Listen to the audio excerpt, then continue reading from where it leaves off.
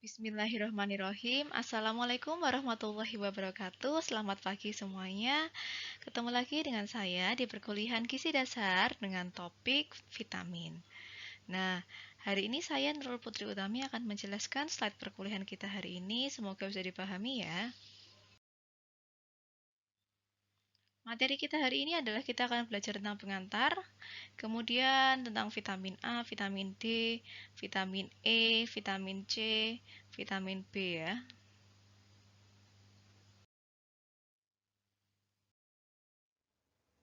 Pengertian dari vitamin itu adalah suatu zat organik kompleks. Jadi zat organik itu adalah zat yang dari makhluk hidup ya, yang dibutuhkan dalam jumlah yang kecil dan pada umumnya tidak dibentuk oleh tubuh.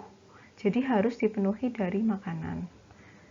Walaupun dibutuhkan dalam jumlah kecil atau disebut gizi mikro, vitamin memiliki peran yang sangat penting dalam tubuh. Saat kita mengkonsumsi vitamin dari luar, itu tidak selalu vitamin itu dalam bentuk aktif. Ada kalanya vitamin itu dalam bentuk prekursor atau bentuk yang tidak aktif. Seperti vitamin D. Yang kita konsumsi adalah bentuk provitamin D. Kemudian kita perlu mengaktifasi vitamin tersebut dengan paparan sinar matahari sehingga vitamin D dapat berfungsi di dalam tubuh dengan baik. Vitamin itu tidak mengandung kalori, jadi tidak ada kalorinya ya, jadi harusnya nggak bikin gemuk. Akan tetapi, dia punya fungsi dalam proses metabolisme energi. Jadi energi kan sumbernya dari karbohidrat, protein, dan lemak. Nah, dalam proses pembentukan menjadi energi, itu membutuhkan vitamin.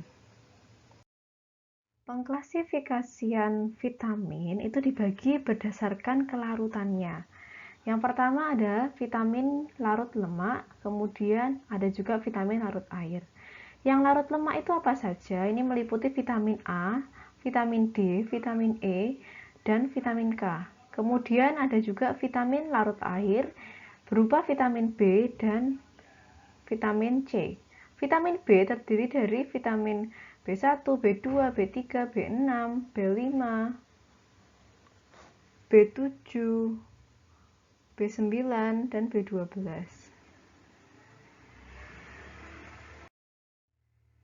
Vitamin A. Fungsi dari vitamin A adalah yang pertama untuk menjaga kesehatan mata. Yang kedua, untuk memelihara kesehatan kulit dan lapisan paru-paru. Yang ketiga, membantu reproduksi, pertumbuhan, dan perkembangan. Yang keempat adalah sebagai antioksidan, khususnya beta-karoten. Gejala defisiensi atau kekurangan vitamin A. Yang paling terlihat pertama kali yaitu karena kekurangan vitamin A adalah adanya buta senja. Mungkin sekarang sudah jarang karena memang sudah ada program pemerintah berupa pemberian vitamin A ya di posyandu sehingga mampu mencegah masalah ini. Nah, buta senja itu seperti kita istilahnya rabun ayam. Jadi kalau misalkan sudah mulai senja itu kita tidak bisa melihat dengan jelas. Itu namanya rabun senja. Ini akibat karena simpanan vitamin A dalam hepar atau hati itu sudah menipis. Nah, kemudian dampak lainnya adalah terjadi seroftalmia atau keringnya jaringan luar mata gitu ya. Nah, ini kalau misalkan tidak tertangani dengan baik akan menimbulkan kebutaan. Nah, ini biasanya terjadi defisiensi pada orang-orang yang mungkin ada kecanduan alkohol gitu ya, sehingga terjadi masalah pada penyerapan vitamin A-nya. Nah, bila terjadi pada anak-anak, ini biasanya disertai dengan kondisi malnutrisi karena status vitamin A itu juga dipengaruhi oleh status energi, protein, dan zinc. Jadi itu saling berkaitan. Nah, sumber dari vitamin A itu apa saja? Yang pertama bisa dari susu dan olahannya, yang kedua dari telur, dari sereal, dari buah-buahan seperti jeruk, sayur berdaun hijau, dan juga dari mentega atau margarin. Ini ada beberapa gambaran kandungan vitamin A dari beberapa makanan dan juga dibandingkan dengan kebutuhan. Kebutuhan zat gizi vitamin A pada seseorang itu berbeda antar jenis kelamin. Pada laki-laki, kebutuhannya adalah 900 mikrogram per hari, dan pada perempuan adalah 700 mikrogram per hari. Nah, vitamin A itu ini ya, bisa saja kita mengkonsumsi lebih dari kebutuhan kita. Nah, batas atas konsumsi vitamin A yang ditoleransi oleh tubuh adalah di sebanyak 3000 mikrogram per hari. Nah, apa yang terjadi bila kita asupannya lebih dari 3000 mikrogram per hari? Nah, ternyata berdampak negatif bagi tubuh seperti adanya kerusakan sel, melemahnya tulang, dan kemudian pada ibu hamil kelebihan vitamin A bisa menyebabkan bayi itu lahir cacat. Kemudian suplementasi beta karoten yang berlebihan ternyata bisa juga menyebabkan nyeri sendi. Vitamin D. Fungsi vitamin D itu yang paling utama adalah untuk membantu pembentukan dan pemeliharaan tulang. Hal ini dibantu oleh vitamin lainnya yaitu vitamin A, vitamin C, kemudian juga ada bantuan dari hormon lain seperti hormon PTH dan kalsitonin. Selain itu, protein kolagen ini juga termasuk dalam komponen untuk membantu pemeliharaan tulang juga. Selain itu juga dibutuhkan mineral seperti kalsium, fosfor, magnesium, dan fluor. Fungsi khusus dari vitamin D adalah untuk membantu pengerasan tulang dan menjaga kalsium, serum, dan fosfor agar tetap berada di tulang sehingga tulangnya tetap kuat. Nah, caranya dengan cara apa? Yaitu dengan mekanisme demineralisasi tulang, peningkatan penyerapan kalsium di dalam usus halus, dan reabsorpsi ginjal. Nah, ini jadi ada gambaran fungsi vitamin D ya di dalam tubuh. Jadi vitamin D itu kan ada yang bentuk tidak aktif ya. Nah, ini diaktifkan oleh sinar matahari. Tapi ada juga yang vitamin D yang sudah aktif dari konsumsi kita sehari-hari. Nah, ini akan masuk ke hati, kemudian akan ini ya terdistribusi ke ginjal. Nah, kemudian dari ginjal itu dia akan mengarah ke usus. Nah, di usus itu nantinya akan terjadi peningkatan penyerapan kalsium dan fosfor. Kemudian untuk di tulang itu nanti akan ada mobilisasi atau seperti pemecahan gitu ya, pemecahan kalsium, simpanan kalsium di dalam tulang. Nah, tujuan dari kedua ini, jadi peningkatan penyerapan dan juga pemecahan dari tulang itu adalah untuk menjaga supaya kalsium dan fosfor di dalam darah itu dalam kondisi normal untuk kepentingan metabolisme, kesehatan tulang, dan juga fungsi otot. Jadi ketiga hal ini membutuhkan kalsium dan fosfor. Nah, ini yang mengatur adalah vitamin D. Dampak dari kekurangan vitamin D itu apa? Yang pertama, kalau pada anak-anak itu akan menyebabkan namanya riketsia. Jadi riketsia adalah pengerasan tulang yang terhambat sehingga tulangnya cenderung lembek. Nah, ini kelihatannya seperti apa ya? Jadi kakinya itu bengkok gitu ya. Jadi kayak bentuknya O, X gitu. Nah, kemudian ujung tulangnya membesar, terutama bagian lutut dan pergelangan, rusuk membengkok, dan gangguan pertumbuhan gigi. Nah, kalau pada dewasa itu sebutannya bukan riketsia tapi osteomalacia yang menyebabkan osteoporosis. Sumber vitamin D adalah bisa dari makanan yang sudah difortifikasi. Fortifikasi adalah penambahan suatu zat gizi kepada makanan. Jadi bisa jadi itu ada tapi kadarnya sedikit kemudian ditambah lagi melalui fortifikasi atau pengkayaan zat gizi. Biasanya untuk fortifikasi vitamin D itu berada di bahan makanan seperti susu, jus jeruk, sereal, mentega, margarin, dan juga yogurt. Nah, kemudian bisa juga sumber vitamin D lainnya adalah minyak ikan dan juga sinar matahari. Oke, berikut adalah daftar bahan makanan yang merupakan sumber vitamin D dan juga kandungannya per sajian dan dibandingkan dengan persen kebutuhan gizi pada orang dengan usia 19-70 tahun. Silahkan dibaca. Maka kecukupan gizi dari vitamin D adalah Untuk usia 19-70 tahun sekitar 600 IU, jadi International Unit ya. Dan kalau misalkan usia di atas 71 tahun lebih tinggi, 800 IU. Apabila kekurangan vitamin D, tadi sudah saya jelaskan terjadi rickets, osteomalacia, dan osteoporosis. Dan bila kelebihan, nantinya juga berdampak negatif seperti adanya penumpukan kalsium di jantung, pembuluh darah, dan ginjal sehingga menyebabkan gangguan kesehatan. Vitamin E. Fungsi dari vitamin E adalah sebagai antioksidan. Jadi vitamin E merupakan antioksidan yang kuat. Sumber makanan yang mengandung vitamin E bisa dari kacang-kacangan, biji-bijian, dan juga sayuran yang berdaun hijau.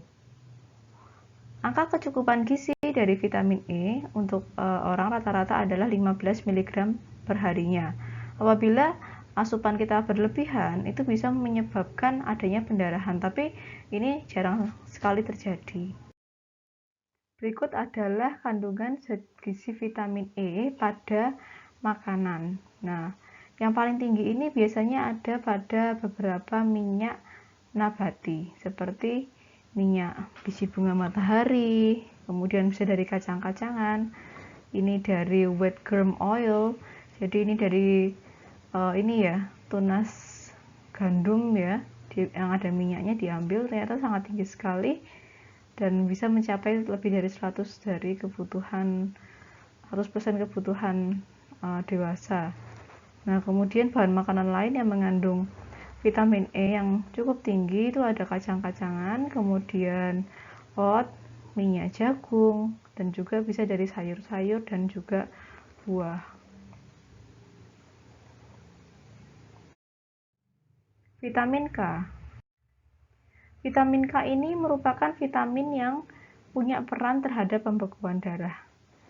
Nah, jadi misalkan ada luka, kan ini ya, ada pemecahan trombosit. Nah, kemudian ada namanya enzim trombokinase. Trombokinase ini akan merubah protrombin menjadi trombin dibantu oleh ion kalsium dan juga vitamin K. Nah, kemudian trombin ini akan membantu fibrinogen menjadi benang-benang fibrin sehingga luka itu tertutup. Kebutuhan vitamin K itu sekitar 70-140 mikrogram per hari. Kemudian bila ada kekurangan, ini biasanya disebabkan karena malabsorpsi atau gangguan penyerapan zat gizi lemak. Sehingga vitamin K itu tidak bisa diserap oleh tubuh. Terus biasanya sangat jarang ya. Ini adalah sumber-sumber vitamin K, bisa dari kubis, brokoli, kembang kol, dari sereal, dan juga sayur-sayuran hijau. Vitamin C. Vitamin C itu memiliki fungsi apa saja? Yang pertama adalah bisa untuk membentuk kolagen yang punya fungsi untuk menyatukan sel dengan jaringan. Yang kedua bisa untuk membentuk hormon, misalnya hormon tiroksin. Kemudian dia juga punya peran untuk meningkatkan ketahanan tubuh dari infeksi atau imunitas dan juga sebagai antioksidan. Sumber dari vitamin C itu apa? Yang kita tahu ini ya, buah-buahan pasti ya, buah-buahan sitrus seperti jeruk. Kemudian dari sayuran itu bisa dari paprika, kemudian buah lainnya bisa dari buah asam stroberi ya, biasanya buah-buah yang agak kecut ya, kemudian kiwi, tomat, brokoli, dan juga kentang. Ini mengandung vitamin C. Ini adalah gambaran kandungan vitamin C pada makanan. Nah, ini pada paprika merah itu tinggi sekali ya vitamin C-nya, bisa mencapai 105% dari kebutuhan. Kemudian yang berikutnya jus jeruk. Nah, ini sampai 103%. Kemudian jeruk, buah jeruk, grapefruit juice, buah grapefruit ya, kiwi, dan lainnya ya. Ada banyak sekali, silahkan dibaca. Angka kecukupan gizi dari vitamin C. Untuk laki-laki, angka kecukupan gizi adalah 90 mg per hari, perempuan 75 mg per hari. Biasanya ada peningkatan kebutuhan vitamin C, terutama pada kondisi tertentu seperti kondisi hamil dan menyusui, masa pertumbuhan, kemudian bila seseorang itu sedang demam atau infeksi ataupun perokok, ini butuh tambahan vitamin C. Bagaimana bila vitamin C itu melebihi batasan asupan yang kita bisa toleransi, seperti kita asupannya sampai 2000 mg per hari. Nah, ini ternyata ada dampak negatifnya seperti timbulnya kram perut ataupun diare. Nah, kalau misalkan kekurangan, dampaknya apa? Itu skorbut atau gangguan mulut ya. Kemudian sariawan, pendarahan gusi dan gusi bengkak. Vitamin B yang pertama yang akan kita pelajari adalah vitamin B1, B2, dan B3 atau dikenal dengan tiamin, riboflavin, dan niacin. Fungsi dari ketiga vitamin ini adalah mereka punya peran terhadap metabolisme karbohidrat, protein, dan lemak. Mereka adalah bagian dari koenzim sehingga bisa membantu terbentuknya energi dari tiga zat gizi ini, dan juga dibutuhkan untuk pertumbuhan. Berikut sumber vitamin B1, B2, dan B3. B1 bisa dari kacang polong, biji-bijian, roti, sereal yang difortifikasi, semangka. Riboflavin bisa dari susu dan produk olahannya, biji-bijian, roti, sereal yang sudah difortifikasi, dan telur. Kemudian niacin atau B3 sumbernya bisa dari daging, unggas, ikan, biji-bijian, roti, dan sereal sudah difortifikasi, selai kacang, susu, dan telur. Angka kecukupan gizi dari vitamin B1, B2, dan 3 adalah sebagai berikut. Nah, misalkan kelebihan dampaknya apa? Kalau misalkan kelebihan niacin bisa menyebabkan gejala seperti kesemutan, gatal, dan juga ruam. Kemudian mual dan juga diare. Nah, kalau misalkan kekurangan, itu dampaknya apa? Dampaknya bisa kelelahan, jadi kayak lemes gitu ya. Nafsu makan menurun dan juga adanya depresi. Berikutnya adalah vitamin. Fungsi vitamin B6 adalah dia merupakan bagian dari koenzim juga yang diperlukan untuk metabolisme karbohidrat, protein, dan lemak. Jadi mirip B1, B2, dan B3 ya. Kemudian juga dia dibutuhkan untuk pembentukan hemoglobin atau dia adalah zat merah darah gitu ya, yang dia punya fungsi untuk membawa oksigen ke seluruh tubuh. Fungsi yang ketiga adalah dia atau vitamin B6 ini punya fungsi untuk sistem imun tubuh. Kekurangan vitamin B6 itu bisa menyebabkan adanya peningkatan pembuangan sisa hasil metabolisme asam amino seperti tryptofan, metionin, dan glisin, peningkatan ekskresi urea, dan juga asam oksalat. B6 itu bisa hilang pada proses pemasakan. Kalau pada daging itu bisa hilang sampai 45%-nya dari proses pemasakan, sedangkan sayuran itu hilangnya 20-30%. Sumber vitamin B6 itu adalah dari makanan daging, unggas, ikan, kentang, buah seperti pisang dan semangka, dan juga bisa dari brokoli, bayam. Berikut adalah kandungan zat gizi vitamin B6 pada makanan dan juga dibandingkan dengan kebutuhan dari populasi dewasa usia 19 sampai 50 tahun. Sumber yang paling tinggi adalah dari kacang-kacangan ya. Kemudian dari hati sapi, ikan tuna, salmon. Oke, semakin di bawah ini semakin rendah ya, bisa dibaca sendiri apa saja. Angka kecukupan gizi vitamin B6 pada seseorang adalah sebagai berikut. Untuk usia 19 sampai 50 tahun, kebutuhannya 1,3 mg per hari. Laki-laki usia 51 tahun 1,7 mg per hari, sedangkan perempuan usia di atas 51 tahun adalah 1,5 mg per hari. Bagaimana jika kelebihan? Ternyata kalau misalkan kelebihan vitamin B6 bisa berdampak pada kerusakan saraf ataupun sakit pada lengan dan kaki. Berikutnya adalah asam folat atau vitamin B9. Fungsi asam folat itu apa saja? Yaitu dia merupakan bagian dari koenzim yang dibutuhkan DNA untuk pembentukan sel baru. Jadi ini penting untuk pembelahan materi genetik ya, supaya sel itu bisa berkembang atau terbelah dengan baik. Sumber makanan yang mengandung vitamin B9 atau asam folat itu apa saja? Yaitu sayuran berdaun hijau, kacang-kacangan, roti dan sereal yang difortifikasi, juga bisa dari jus jeruk. Berikut adalah gambaran kandungan gizi asam folat pada bahan makanan. Seperti kita lihat ini sereal yang terfortifikasi itu dia mengandung vitamin B9 atau asam folat yang cukup tinggi sampai 100% kebutuhan dewasa.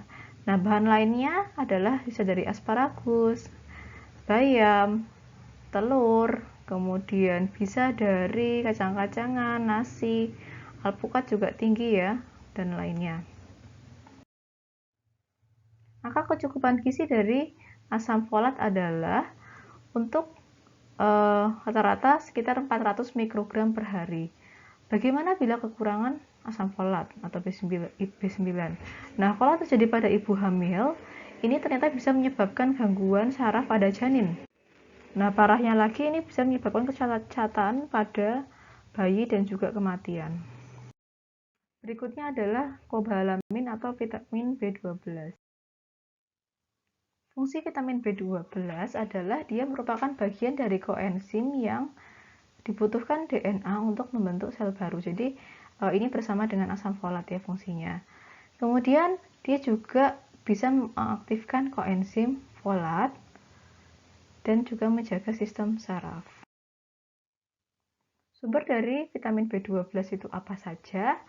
Nah, B12 itu umumnya hanya berasal dari makanan hewani. Nah, atau makanan yang sudah difortifikasi. Nah, ini biasanya yang rawan kekurangan vitamin B12 adalah orang-orang yang hanya mengkonsumsi makanan nabati seperti vegetarian. Ini berikut adalah kandungan zat gizi vitamin B12 pada makanan. Jadi kalau misalkan breakfast cereal ya, cereal itu yang sudah difortifikasi, dia bisa memenuhi persentase yang cukup tinggi dari kebutuhan dewasa. Nah, bahan lainnya yang alami yaitu bisa dari ikan-ikanan, bisa dari susu kedelai yang sudah difortifikasi, kemudian ini dari cheeseburger ya, dari daging-dagingan.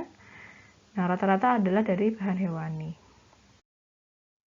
Angka kecukupan gizi dari vitamin B12 adalah 2,4 mikrogram per harinya.